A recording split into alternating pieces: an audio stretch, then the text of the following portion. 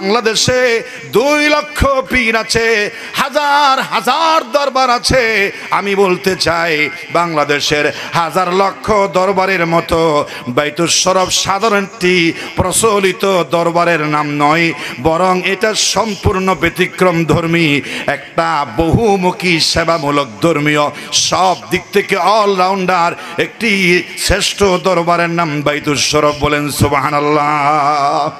হুজুর আপনি বাইতুল শরফের প্রশংসা করতে যাচ্ছেন, বাইতুল শরফে কি আছে?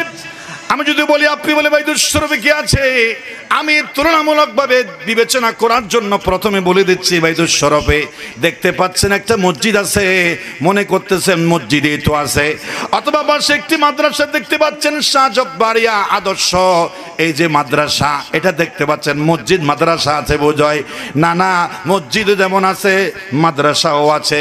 আপনি দেখতে পাচ্ছেন হেফজখানা 3টি এখানে আছে, এই 3টির বাইরে আবার এখানে এতিমখানাও আছে, তাহলে 4টি ক্ষেত্র এখানে আছে। শুধু এই 4টি নয়, বাইতুল শরফে সারা বাংলাদেশে 700-র উপরে প্রতিষ্ঠান আছে। বাইতুল শরফের ব্যবস্থাপনায় পরিচালনায় ফুরকানিয়া মাদ্রাসা আছে, এরপরে প্রাথমিক বিদ্যালয় আছে, মাসিক পত্রিকা আছে 3টা। কয়টা? মাসিক শিশু কিশোর দিন দুনিয়া, মাসিক দিন দুনিয়া, খাতুনের জান্নাত, এই সর্ব বয়সের মানুষের জন্য। আপনি বলতে পারেন হুজুর তাহলে মাদ্রাসা কেন্দ্রিক প্রতিষ্ঠান মনে হয়? না, বাইতুল শরফে স্কুলগুলো আছে সাধারণ মানুষের শিক্ষার জন্য। বুঝি শুধু স্কুল আছে, শুধু ছাত্রদের লেখাপড়ার ব্যবস্থা আছে? বাইতুল শরফে বয়স্কদের কোরআন শিক্ষার কোর্সও আছে। বলেন সুবহানাল্লাহ। যারা বাল্য বয়সী শিশু বয়সে আল্লাহর কোরআন শুদ্ধ করে শিখতে পারে নাই, দাঁড়িয়ে চুল পেকে গেছে, ওদের জন্য বাইতুল শরফ চিন্তা করে বয়স্ক শিক্ষা চালু করেছে। তালিম কেন্দ্র আছে। শুধু এই শিক্ষা প্রতিষ্ঠান নয়, মানুষের জীবনের অমূল্য সম্পদ চার চক্ষু।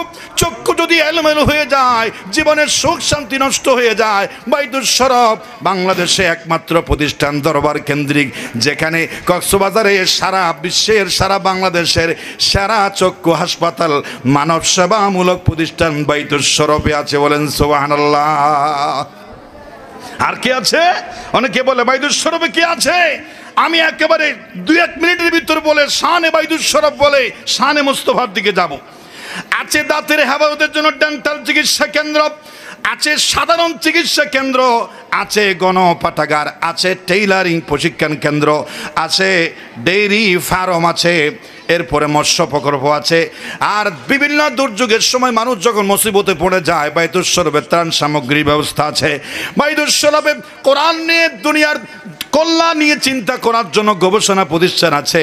আঞ্জুমান ইত্তেহাদ বাংলাদেশের শ্রেষ্ঠ একটি শাখা।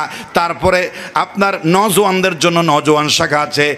আর সারা বাংলাদেশের নায়েব রাসূল উলামায়ে কেরামের জন্য একটি নির্দিষ্ট প্রতিষ্ঠান মাজলিসুল উলামা বাংলাদেশ আছে। বলেন সুবহানাল্লাহ। এরপরে এতিমদের স্বনির্ভর করার জন্য এতিমদের ব্যবস্থাপনা আছে। আমাদের রাহবারে বাইতুল শরফ এতিমদের লালন পালন করেন। রাসূল পাক সাল্লাল্লাহু আলাইহি ওয়াসাল্লামের বৈশিষ্ট্য ছিল তিনি এতিমদের অভিভাবক ছিলেন। রাসূল নিজে এতিম ছিলেন। আর এতিমদের যারা মহব্বত করেন, রাসূল পাক সাল্লাল্লাহু আলাইহি ওয়াসাল্লাম তাদেরকে মহব্বত করেন। এখানেই সংক্ষেপে বোঝালাম পটিয়া ইন্দ্রপুরবাসী সহ অনলাইন অফলাইনের মানুষের জন্য সংক্ষেপে বাইতুল শরফ দরবার কাকে বলা হয় এটা আপনাদের জন্য আমি শুরুতে বলে দিলাম। আল্লাহ পাক সবগুলো দরবার বিবেচনা করে আল্লাহ পাওয়ার জন্য, দিন দুনিয়ার কামিয়াবির জন্য হকপন্থী শিরিক বেদাত মুক্ত একটি বাইতুল শরফ দরবারের ছায়াত হলে আমাদেরকে যে আল্লাহ পাক কবুল করেছেন, এজন্য সবাই বলেন আলহামদুলিল্লাহ। হচ্ছে পরিপূর্ণ একটি জীবন ব্যবস্থার নাম। আল্লাহ রাব্বুল আলামিন ইতিপূর্বে যত নবী এবং রাসূল